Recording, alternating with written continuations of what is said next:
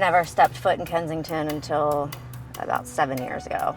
And going through Kensington was kind of, once you see it, you can't unsee it. So I just kind of wanted to keep going back and helping. And so that just became like an every Sunday thing for a couple of years, and then it became an everyday thing like 5 years ago.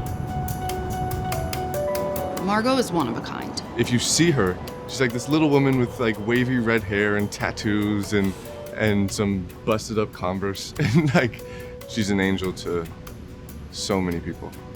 She's a saint. She's a true angel in the truest sense of the word, you know? She's like the angel of Kensington.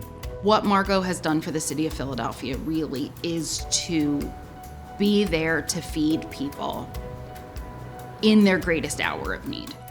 I met Margaux out here on the streets of Kensington. It was just like her by herself giving out sandwiches to hungry people, you know? So I just thought she was like pretty brave for doing what she was doing, so I just started a conversation with her, you know?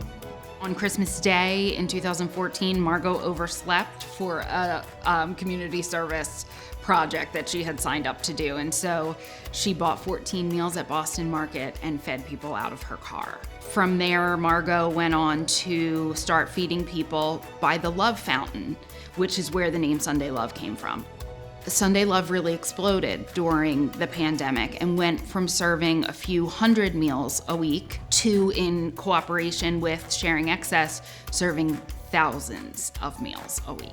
Yeah, I think during the pandemic, it was, a lot of it is just a blur to me. I've never worked so hard in my life. Like, it was really brutal. I don't know, I would be out here and serve 3 times that day and still go home, and, you know, somebody would drop off like a dozen sleeping bags, and I'd be like, well, I guess I gotta go back out, you know, because I just couldn't fathom like having something that somebody else might need. Through a couple friends, I was able to get on a call with Margaux, and I mean, I'd been sent a list of potential places to make donations to, and Sunday Love Project was one of them. And then, I mean, this is embarrassing, but like 5 minutes into the call, like I'm in tears, like can't even really speak or respond to what she's saying. And like, it was easy enough to say that after that, I was pretty certain that she was the person I wanted to work with. Margaux never intended to start a nonprofit organization.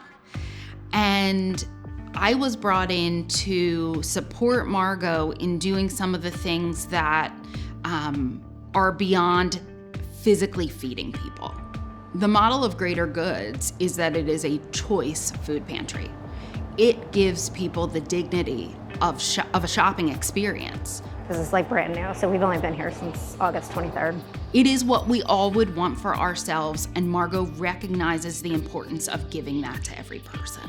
Our next thing that's coming up is we're opening a kitchen it's called the House of Hope. It's in Hunting Park, and it's in partnership with the Arts Family Foundation and Grace and Peace Church. So we will be the people who provide the food for the community.